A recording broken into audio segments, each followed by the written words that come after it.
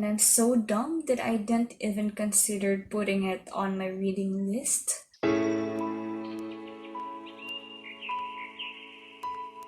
So hey there, this is Riz, and I welcome you to my channel. If you're new here, I am a small booktuber from Davao City. I also create faith-based content. This time, I'm gonna be sharing my thoughts on The Kite Runner by Khaled Hosseini. And as a briefer, I just had this as a freebie from the FB Marketplace. Because last December, I bought these 2 mega boxes organizers for 300 pesos each. I asked the seller kung may iba pa ba siyang pwedeng i-offer sa akin para naman sulit yung pagbili ko ng items niya and yung delivery fee or yung rider services. And she offered selling a few of her books. Pero hindi ko binili lahat ng yun kasi medyo madami. And she said that she's gonna be transferring to another city and so she had to dispose a number of it already. And dalawa lang yung nagustuhan ko, which are Nick Vujicic's Unstoppable, which is a non-fiction, and another is All the Light We Cannot See, which is a fiction. I also happened to watch a review from a small booktuber about this. I guess her name was Sue. She's based in Singapore. And aside from those 2 things, I asked the seller kung pwede ba siyang magbigay ng freebie. And she offered me this one. And I said, why not? Since I already started reading this when I was younger, but I haven't had the chance to finish it kasi hindi ko owned yung copy. I think I just read it from the library. Or, if I'm not mistaken, baka may kopya nito yung tito ko or yung cousin ko and I just browsed on it but not really delved deeper into the story. Baka din siguro kasi I was like really young and the topic was not that interesting for me. Pero, yeah, hindi ko na patatagalin pa. I share to you my thoughts on this book, Kite Runner from Khaled Hosseini. Well, I know na ang librong ito is not written by a Filipino, but I think that it's equally interesting since it's written by someone who was from Afghanistan, which is an Asian country, Middle Eastern country. And I think equally interesting din yung war stories of Afghanistan, just like how interesting the story of the marginalized people here in the Philippines. Yeah, those are just my thoughts. That's why I wanted to make a short review. Not really a review though, but more of like share my thoughts on this book with you guys. Yeah, a first few pages pa lang, I already noticed this style that Hosseini does, the kind of style that leaves you hanging, and it kind of reminds me of the style that K-dramas and other series usually have, the kind of style where every single episode leaves you hanging. Kung kailan pa umabot sa punto, things are getting much interesting, the episode just ends right there and you end up feeling you'd like to have more. And that kind of feeling, I guess, was built also through the style of Khaled Hosseini. And let me just talk about this certain concept that I learned from the university. It's called the Spur and Curb technique.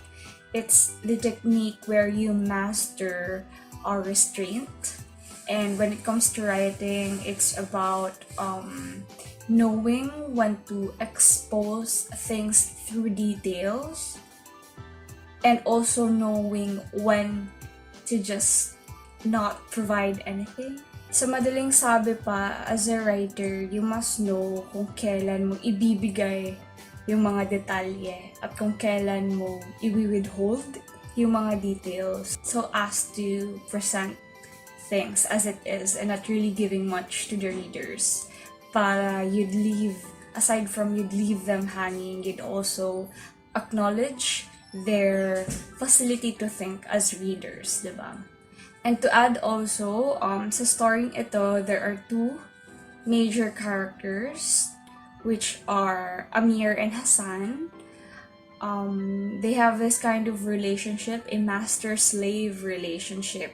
One of the boys, Amir, is the son of this influential person in Afghanistan, while Hassan is the son of this slave. So practically, these two kids, Amir and Hassan, they grew up together and they used to fly kites together. And what I like about their relationship was that the paradox and the contrast between the two is just so distinct. Even if we'd say that only Amir was the one who is educated or had gone to the school and Hassan was the uneducated Hazara one who is unprivileged and haven't gone any formal school. Amir would acknowledge that Hassan knows a lot about Amir more than Amir does know about himself. And here comes a paradox that is subtly taught in the book na if there's such a thing that couldn't be taught by schools, that would be sense. And to put this in context, in this story kasi, they have this kind of culture in Afghanistan where the kids fly kites every summer, and Hassan and Amir would always team up together. So while Amir was the one like pulling the kites or playing the kite, maneuvering the, how do you call this, the tie wire or the line, and Hassan is only the slave who picks up the kite and runs for it wherever it goes. Yung special ability ni Hassan dito is that he could predict where the kite ends up or where the kite goes depending on the wind. So he could just read the wind. And Amir doesn't have that kind of skill. So yeah. And also another thing, the story's perspective lies on the POV of Amir, and he kinda has this antagonistic qualities. Like, he's not the perfect typical protagonist. I wouldn't also say that he's a foil though. Madami siyang qualities na would disqualify him to be a prototypical protagonist. And he kind of falls on being an antagonist but also at the same time a foil for the character of Hassan. So in general, yung novel na to, it delved or talked about the life of the children and how they grew up and eventually separated and went their own ways. Another thought would be, I would definitely say that Hosseini has mastered image and scene building on this novel. An example would be on page 19, I quote, it says here na, rain that looked like melting silver, which is an image that I think works. Kind of works, yeah.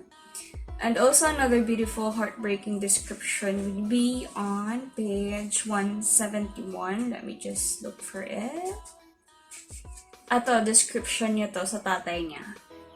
Sometimes at the flea market, Afghan acquaintances made remarks about Baba's weight loss. At first, they were complimentary. They even asked the secret to his diet. But the queries and compliments stopped when the weight loss didn't. When the pounds kept shedding and shedding, when his cheeks hollowed and his temples melted, and his eyes receded in their sockets. Kind of works, yeah. I'd say that the novel is so engaging that I ended up reading much more than I wanted to read each night. Kasi context lang, I only have time to read at nights. And so it was my first time setting a number of pages each night. So my copy of this novel is the international edition paperback of Riverhead Books, and it only has 401 pages. So I decided to divide the novel into 7 parts so that I'd end up reading it for a week. And on average, I wanted to just read about 65 to 70 pages each night. But the story got much more interesting than expected, and so I ended up reading more pages than I intended. To end this short video, I definitely say that this book is definitely worth your time. And I'd say that you should read it as soon as you can. Also, don't be like me. Don't end up like me, who just realized that I missed so much for not reading this as soon as I can. And I'm so dumb that I didn't even consider putting it on my reading list. Speaking of reading list, guys, add me on BookReads. If you don't know BookReads, it's a website and also an application where you read about books, other people's reviews on books, if you don't know it yet. Yeah, read this story if you're fond of plot twists, and this novel offers a lot more than that. If there's such a thing as backstory twist, this novel offers that. I just coined that up. I don't know what's the formal term to meme background twist. Also, it's not just a story about coming of age. It's also a story of identity building, what else? Collective and personal struggles. It also talks about war, about migration, forced migration to be specific, and the characters' wrong decisions in life and how they survived life in general. So yeah. Mini life update. I've been getting a lot of headaches lately. Baka din siguro dahil I just changed my glasses. Tumaas yung grado ng precious eyes ko. And so I've been having headaches quite a lot lately dahil nag-a-adjust pata yung mata ko. So yeah. So I hope kahit papano na-enjoy niyo tong video na to. And if you have read Kite Runner, you could also comment your thoughts below.